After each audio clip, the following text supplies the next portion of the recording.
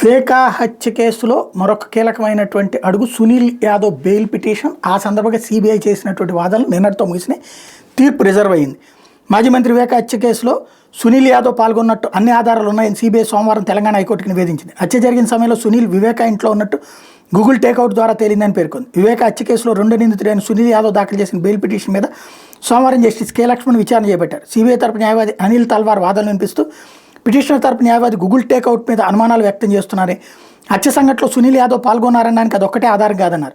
వివేకా ఇంటి వద్ద watchman Ranganna approver దస్తగిరిలు ఇచ్చిన వాంగ్మూలం ప్రకారం సునీల్ యాదవ్ పాత్ర ఉంది. వివేకా హత్యానంతరం పారిపోతుండగా గంగిరెడ్డి, దస్తగిరి సునీల్ యాదవ్ను గుర్తించినట్టు రంగన్న వాంగ్మూలం ఇచ్చారు. దీనికి తోడు సీసీటీవీ ఫుటేజీ, హత్యకు ముందు తర్వాత నిందితుల మధ్య ఫోన్ సంభాషణలకు కాల్ డేటా రికార్డు ఉన్నాయి.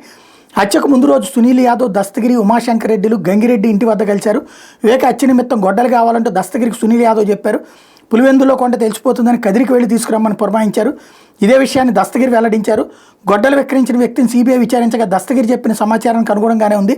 వివేక హత్య కుట్ర, దాన్ని అమలు చేయడం, సాక్ష్యాల ధ్వంసంలో సునీల్ యాదవ్ పాత్ర ఉంది.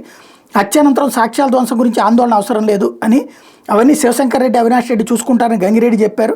అంటే సాక్ష్యాలను ధ్వంసం చేయాలని వీరు ముందుగానే ప్రణాళిక రూపొందించారన్నమాట. వివేక హత్య గంగిరెడ్డి నుంచి సునీల్ యాదవ్ 1 కోటి తీసుకున్నారు. అందులో దస్తగిరికి 75 లక్షలు ఇచ్చి 25 లక్షలు తర్వాత ఇస్తానని చెప్పారు. దస్తగిరికి ఇచ్చిన సొమ్మును మొన్నా వద్ద దాచి ఉంచగా 46 లక్షలు రికవరీ చేశారు. పరిస్థితుల ప్రకారం ఉన్న ఆధారాలను పరిశీలించిన సునీల్ యాదవ్ పాత్ర ఉన్నట్టు తేలుతుంది. వివేకాన్ని దారుణంగా హత్య చేసిన తర్వాత డ్రైవర్ దీనికి కారణం అంటూ ఆయనతో బలవంతంగా లేఖ రాయించారు. హత్యపై వివేక కుమార్తె భార్య రాకముందే మృతదేహాన్ని ఆసుపత్రికి తరలించారు. నిందితులు బలవంతులు, సాక్షులను ప్రభావితం చేయగలరు. సిఐ శంకరయ్య, గంగాధర్ రెడ్డిల ముందు ఈ స్టేట్మెంట్ ఇచ్చిన తర్వాత మ్యాజిస్ట్రేట్ ముందు వాంగ్మూలం ఇవ్వడానికి నిరాకరించారు.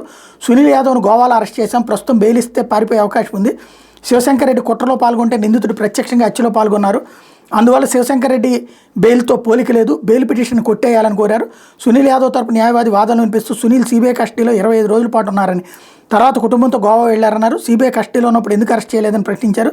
సునీల్ యాదవ్ 25 లక్షలు తీసుకుంటున్నట్టు సిబిఐ చెప్తోందని, ఆ మొత్తాన్ని గొడ్డలు రికవరీ చేయలేదన్నారు. ఇరుపక్షాల వాదనలు విన్న న్యాయమూర్తి తీర్పును వాయిదా వేశారు.